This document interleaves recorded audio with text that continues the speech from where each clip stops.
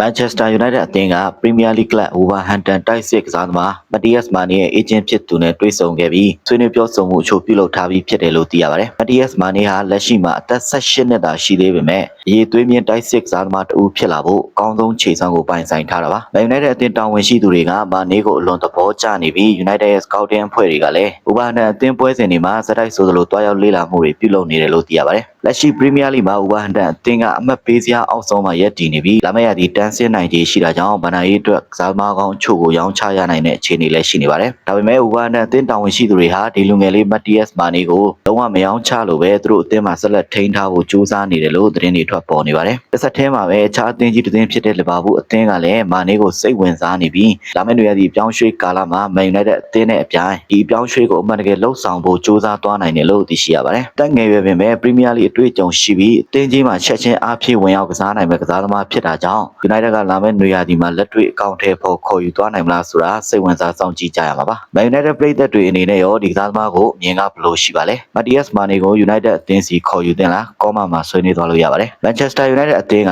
သူတို့ရဲ့နောက်ခံလူ Harry Maguire ကို Old Trafford မှာဆက်လက်ရှိနေစေမဲ့စာချုပ်သစ်အတွက်ဆွေးနွေးသွားဖို့စိတ်ဝင်စားနေပြီး Harry Maguire ဘက်ကလည်းလက်ရှိလစာအောက်လျှော့ယူပြီးပဲဖြစ်စေ Man United အသင်းနဲ့စာချုပ်သက်တမ်းတိုးချင်တယ်လို့သိရပါတယ်။ချိန်ထဲမှာပဲ Harry Maguire ဟာ Italy Serie A ကလပ် AC Milan အသင်းရဲ့ကမ်းလှမ်းမှုတစ်ခုကိုရရှိထားကြောင်းသိရပါတယ်။ဒါကြောင့်တကယ်လို့သာ Manchester United နဲ့စာချုပ်သစ်သက်တမ်းတိုးနိုင်ခြင်းမရှိခဲ့ဘူးဆိုရင် AC Milan အသင်းစီပြောင်းရွှေ့သွားနိုင်ခြေလည်းရှိနေပါတယ်။ဒီအခြေအနေဟာလက်ရှိ Man United အသင်းရဲ့ရှေ့စွမ်းပြတည်ငြိမ်နေတဲ့နောက်တန်းခံစစ်လိုင်းအတွက်အရေးကြီးတဲ့ဆုံးဖြတ်ချက်တစ်ခုဖြစ်လာနိုင်တာကြောင့် United တာဝန်ရှိသူတွေအနေနဲ့တည်တည်ချာချာဂရုစိုက်ပြီးဆုံးဖြတ်ချက်ချသွားဖို့ကအမှန်တကယ်လိုအပ်နေပါတယ်။ Bruno Fernandes ဟာပြီးခဲ့တဲ့နွေရာသီမှာ Sorry Pro League ကလပ်အသင်းတစ်သင်းဖြစ်တဲ့ Al-Hilal အသင်းစီပြောင်းရွှေ့ဖို့အမှန်တကယ်အခြေအနေတစ်ခုရှိခဲ့ကြောင်းသိရပါတယ်။အလားတူပဲအဲ့ဒီအချိန်မှာ Manchester United အသင်းဘက်ကလည်း Bruno ကိုရောင်းချသွားဖို့အတွက်အဆင်သင့်ဖြစ်နေခဲ့တာပါ။ Man United အသင်းတာဝန်ရှိသူတွေကြားမှာတော့တင်းကောင်းဆောင် Bruno Fernandes တယောက်တေချာပေါက်ထွက်ခွာသွားလိမ့်မယ်လို့တွေးထားခဲ့ပြီးကဲလို့ရောင်းချနိုင်ခဲ့မယ်ဆိုရင်ပြောင်းရွှေ့ခြင်းအနေနဲ့ပေါင်တန်း100လောက်ရရှိမှာဖြစ်တယ်လို့လည်းသူတို့ကယူဆထားခဲ့ကြပါတယ်။ဒါပေမဲ့ကျွန်တော်တို့ရဲ့ Bruno ကတော့ဒီပြောင်းရွှေ့ကိုလုံးဝညှင်းပယ်ခဲ့ပြီး Man United အသင်းကနေမထွက်ခွာခြင်းကြောင့်အသိပေးခဲ့တယ်လို့သိရပါတယ်။ဒါကြောင့် Sorry Club ကပေးမယ်မြန်မာတဲ့လာဆောင်ငွေကိုညှင်းပယ်ပြီး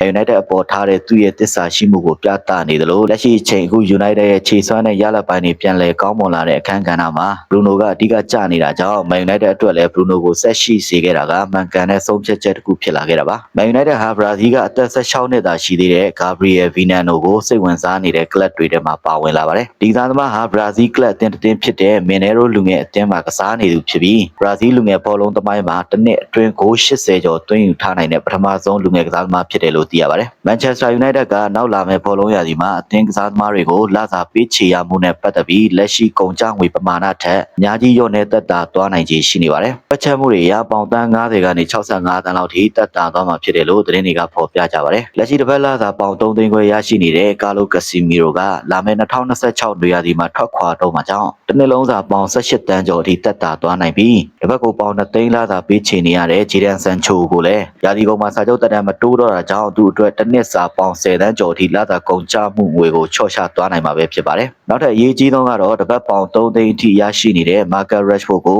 ဘာစီလိုနာအသင်းစီရောင်းချလိုက်ပါကလည်းပေါင်15တန်းလောက်လာမယ့်ရာသီအတွက်ရှော့ချသွားနိုင်မှာပါ။အဲ့ဒါအပြင်အန်ဒရီအိုနာနာဂျိုရှူအာဇက်စီနဲ့တိုင်ရဲမာလာစီယာတို့လိုကစားသမားတွေကိုရောင်းချနိုင်မှုအပေါ်မှာလည်းလစာငွေပေးချေရမှုအရှုပ်ပြောနေသွားဖို့ရှိနေတာကြောင့်ငွေကြေးပိုင်းဆိုင်ရာဖိအားရောကျပြီးအသင်းရဲ့ကစားသမားတွေခေါ်ယူမှုတွေမှာငွေကြေးပမာဏပုံမှုသုံးစွဲဖို့ဖြစ်လာနိုင်ပါတယ်။ Manchester United အမျိုးသမီးအသင်းက Women's Champions League ရဲ့ချုံထွက်အဆင့်ပွဲစဉ်မှာ Atletico Madrid အမျိုးသမီးအသင်းကိုအနိုင်ယူပြီး Quarter Final 8သင်းအဆင့်ကိုတက်ရောက်သွားခဲ့ပါတယ်။ဒီနိုင်ပွဲကြောင့် United အမျိုးသမီးဘောလုံးအသင်းဟာဂျာမန်ထိပ်သီးကလပ် Bayern Munich ရဲ့အမျိုးသမီးအသင်းနဲ့လာမယ့် Quarter Final ပွဲစဉ်မှာတွေ့ဆုံယှဉ်ပြိုင်သွားရတော့မှာပါ။ Man United ကစူပလာပေါင်းများစွာနဲ့ခမ်းနားတဲ့အသင်းတစ်သင်းဖြစ်ပြီး Sir Alex Ferguson ခေတ်တုန်းကလိုအောင်မြင်မှုတွေအရန်ကြီးမားခဲ့တဲ့နောက်ပိုင်းအသစ်ရောက်လာတဲ့မန်နေဂျာတိုင်းအတွက် Sir Alex လိုအောင်မြင်မှုမျိုးကိုပြန်ယူပေးနိုင်မလားဆိုတဲ့မိကုံးမျိုးနဲ့ပရိသတ်တွေကတိုင်းတာမျှော်လင့်လေးရှိကြတာကြောင့် Manchester United အသင်းရဲ့မန်နေဂျာယာရုဟာဘာဘောလုံးလောကမှာအခက်ခဲဆုံးအလုပ်ပဲဖြစ်တယ်လို့စပါနီးပြဟောင်း H Postecoglou ကပြောဆိုလိုက်ပါတယ်။လာမယ့်နွေရာသီမှာ United ဟာကာလိုကက်စမီရိုရဲ့ရေရှည်အစားထိုးအဖြစ် Crystal Palace အသင်းရဲ့ကွင်းလယ်လူအဒမ်မွာတန်ကိုမဖြစ်မနေခေါ်ယူသင့်တယ်လို့ Manchester United တိုက်စစ်မှုဟောင်း အလန်စမစ်ကထုတ်ဖော်ပြောဆိုလိုက်ပါတယ်။ဝိုင်းရဲ့ကွင်းလယ်လူကက်စီမီရိုဟာဒီယာဒီကုံမှာထွက်ခွာသွားတော့မှာဖြစ်တာကြောင့်မန်ယူနိုက်တက်အတွက်အသင်းရဲ့ကွင်းလယ်ပိုင်းပြန်လည်တည်ဆောက်ဖို့ကတကယ်ကိုအရေးကြီးဆုံးဖြစ်လာနေပါတယ်။အဒမ်ဝါတန်ဟာကက်စီမီရိုရဲ့ကွင်းလယ်အထိုင် deep line row မှာကောင်းကောင်းကစားနိုင်ပြီးအင်္ဂလန်ပရီးမီးယားလိမှာခရစ္စတယ်ပဲလေအသင်းနဲ့အတူတွေ့ကြုံလဲပွဲပေါင်း150ကျော်တောင်ရှိထားသူဖြစ်တာကြောင့်နိုက်တက်အနေနဲ့ခေါ်ယူတင်တာဖြစ်တယ်လို့လန်စမစ်ကသုံးသပ်ထားတာပါ။အသက်ငယ်ပြီးပရီးမီးယားလိအတွေ့အကြုံသာမကဥရောပ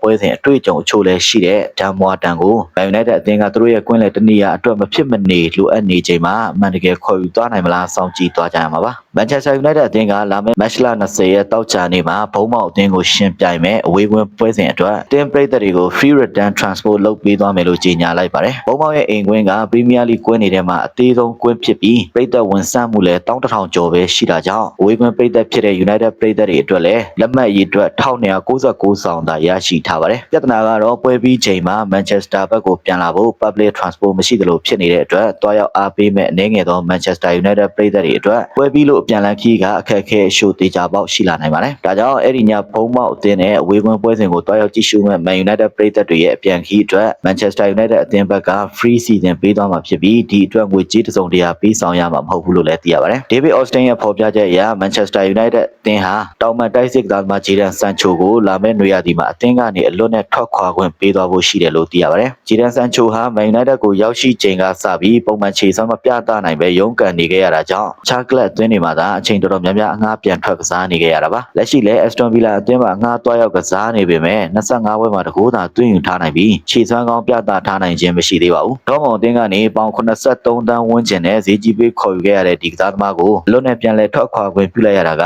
Man United အသင်းအတွက်တော့ငွေကြေးပိုင်းအရတကယ်ကိုဆုံးရှုံးမှုကြီးမားခဲ့တာလည်းဖြစ်ပါတယ်။ဆက်ထဲမှာပဲ Aston Villa အသင်းရဲ့နီးပြ Unai Emery ကဂျေဒန်ဆန်ချိုရဲ့အနာဂတ်ပေါ်သူ့ရဲ့သဘောထားကိုထုတ်ဖော်ပြောလိုက်ပါတယ်။ Aston Villa အသင်းမှာဂျေဒန်ဆန်ချိုဟာ Premier League ပွဲစဉ်6ပွဲသာပွဲထွက်ကစားသမားအနေနဲ့ကစားခွင့်ရထားပြီးတကူသာသွင်းယူထားနိုင်တာကြောင့်လိုအပ်တဲ့ခြေစွမ်းမျိုးမရသေးဘူးလို့ Unai Emery ကပြောဆိုခဲ့တာပဲဖြစ်ပါတယ်။ Michael Carrick က Man United U18 လူငယ်အသင်းရဲ့ပွဲစဉ်တွေကိုမကြာခဏဆိုသလိုတွားရောက်ကြည့်ရှုနေပြီး JJ Gabriel ရဲ့ခြေစွမ်းကိုသဘောကျနှစ်သက်မှုရှိနေတယ်လို့သိရပါတယ်။ JJ Gabriel ဟာ U18 Premier League မှာ12ဂိုးသွင်းယူထားပြီး62မိနစ်တိုင်းတဂိုးနှုန်းနဲ့အကောင်းဆုံးခြေစွမ်းပြသနေပါတယ်။အသက်15နှစ်သာရှိနေသေးတဲ့ဒီကစားသမားလေးဟာဒီယာဒီ Premier League First Team မှာမပါဝင်နိုင်သေးပေမဲ့အသင်းကြီးရဲ့လေ့ကျင့်ခန်းအစီအစဉ်တွေမှာမကြာခဏပါဝင်ခဲ့ရပြီးဘယ်ညာနှစ်ဖက်လုံးအားတန်တဲ့စွမ်းဆောင်ရည်နဲ့ထူးချွန်တဲ့ဘောလုံးကင်တွေကစားပုံတွေကြောင့် United ပရိသတ်တွေအနေနဲ့ဒီကောင်လေးကိုအသင်းကြီးလူစင်းမှာအမြန်ဆုံးပါဝင်လာဖို့မျှော်လင့်နေကြတယ်လို့သိရပါတယ်။ Manchester United ဟာဒီယာဒီမှာဆက်ပြီးကနေ15ဂိုးသွင်းထားပြီးဒါဟာ Premier League မှာအခြားဘယ်အသင်းထက်မဆိုပိုများတဲ့အရေးအတွက်လည်းဖြစ်တယ်လို့ SofaScore ကဖော်ပြထားပါတယ်။ Corner, Free Kick တွေနဲ့ Second Ball တွေမှာထိအောင်မှုမြင့်မားလာတာက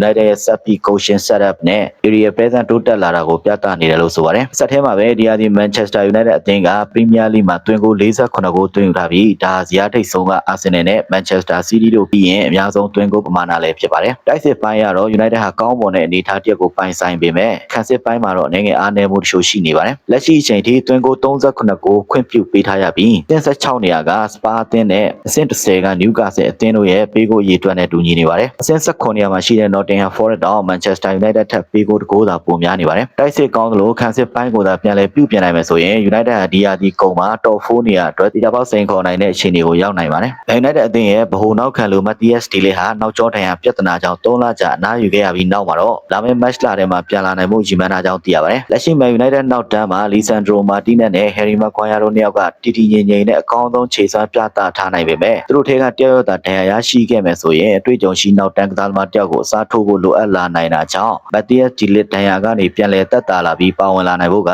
United အတွက်အရေးပါတဲ့စဉ်းစားစရာတစ်ခုလည်းဖြစ်ပါတယ်။ Manchester United ဟာ Marcus Rashford ကိုဒီယာဒီမှာအပိသက်ရောင်းချဖို့မျှော်လင့်ထားပြီးအငှားစာချုပ်ထဲက26တန်းပမာဏနဲ့သာဘာစီလိုနာအသင်းကိုလွှဲပြောင်းရနိုင်ခြေရှိနေပါတယ်။ United တာဝန်ရှိသူတွေရဲ့လက်ရှိအမြင်အရ Rashford ရဲ့တန်ဖိုးကဘာစီလိုနာမှာပြန်လည်တိုးတက်လာမှုကြောင့်ပေါင်တန်း90ဝန်းကျင်ထိဖြစ်လာပြီးယုံကြည်နေကြပေမဲ့လည်းငကိုစာချုပ်အရသတ်မှတ်ထားတဲ့ပမာဏထက်ပိုပြီးပြောင်းရွှေ့ခြင်းပြန်လည်ညှိနှိုင်းခွင့်ရှိမနေပါဘူး။ဒီပြ Michael Carrick က Rashford ကိုပြန်လည်ခေါ်ယူခြင်းနေပေမဲ့လည်း Rashford ကိုယ်တိုင်ကပြန်မလာခြင်းကြောင့်ညှင်းဆိုထားပြီးဘာစီလိုနာအသင်းစီအပိသက်ပြောင်းရွှေ့သွားဖို့သာဆန္ဒရှိနေတယ်လို့ Mirror ကဖော်ပြထားပါတယ်။